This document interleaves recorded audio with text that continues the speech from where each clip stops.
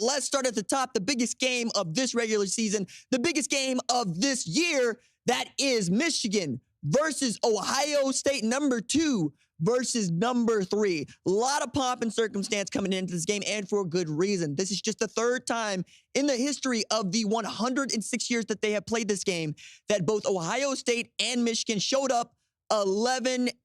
So big that we had our live tailgate with Chris Howard, Beanie Wells, who were absolutely going through it in what was a fascinating and fun addition to this rivalry. We already knew some of the stakes going into this one, but there is no bigger game on the schedule for Sherrone Moore, and no bigger game for him in his entire career as he heads into this game. Told J.J. McCarthy in that offense, I'm going to be the most aggressive play caller that I have been in my entire time as the offensive coordinator at Michigan, and he kept his word. They went for it on 4th down 3 times.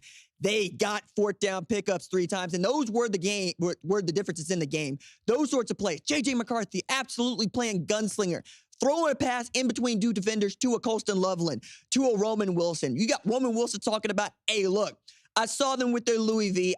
Saw them with their $1,000 fits, but I seen the film. You ain't that tough. And for Roman Wilson to come out there chirping, a guy that doesn't usually do so, you got to know that this game meant so much to this Michigan football team who'd absolutely been going through it this year. I need to just absolutely hammer that home.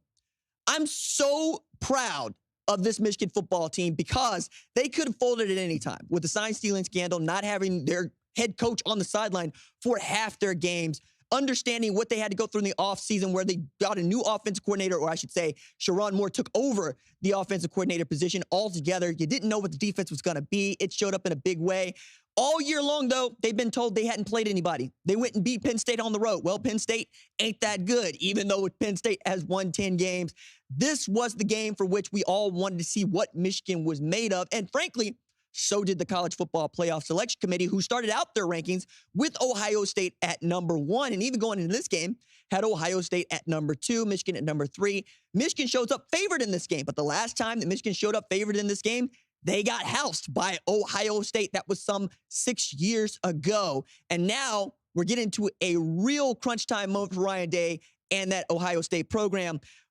But it felt like they were going to come back. It felt like they were going to answer the bell. Like, Michigan got off on the good foot, and I was really excited to see that because, well, Michigan does very well leading from the front, but what could this Ohio State team do? And it felt like they found their rhythm through the second and third quarters as Ryan D was coming to find out, okay, Chip Trayanum can help him running the football. Travion Henderson is getting a little bit more space. Marvin Harrison Jr. starting to make some things happen. He had 5 catches for 118 yards and a TD. But as much as I wanted to see that offense go, what I thought he was going to stick with run the football. They had a great play, their last drive for 6 points, where Ryan Day found a rhythm calling offense plays for his offense. And, well, we're talking about running the football.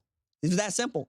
Can you hand the ball to Chip Trayanum? Can you hand the ball to Travion Henderson? Can you let your offensive line go to work in these man-on-man schemes as opposed to these zone blocking schemes? And they were able to do that and get into the end zone.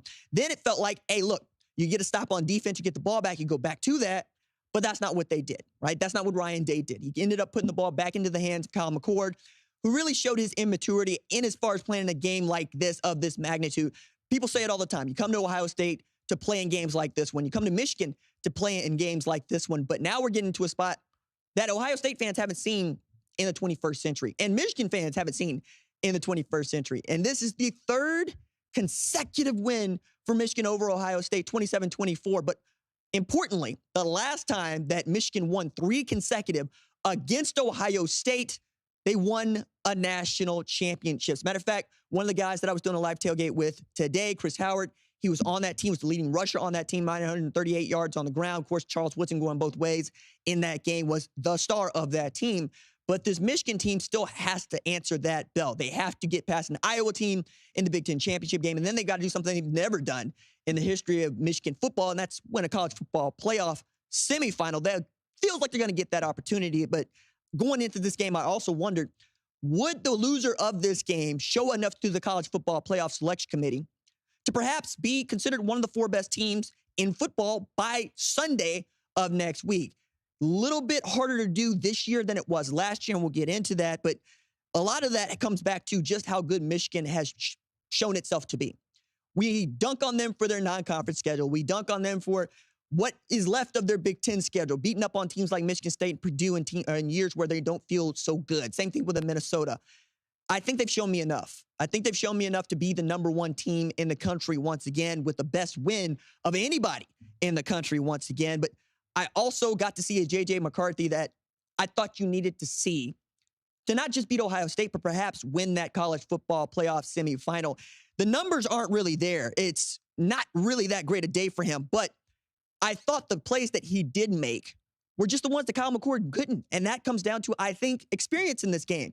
JJ has won this game as a starter in back-to-back years. This is Kyle's first opportunity to win this game as a starting quarterback, and he came up a little bit short.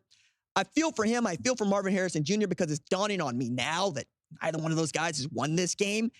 And it also goes back to me for 2020, the first year in which they did not get to play the game because Michigan had to pull out due to COVID.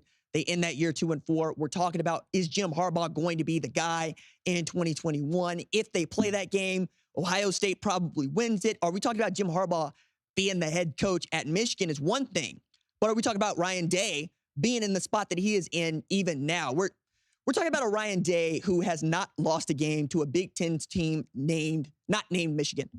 And that's remarkable to me, that you can win 40 games and you can lose 3, but those be the 3 that define your career at a place like Ohio State.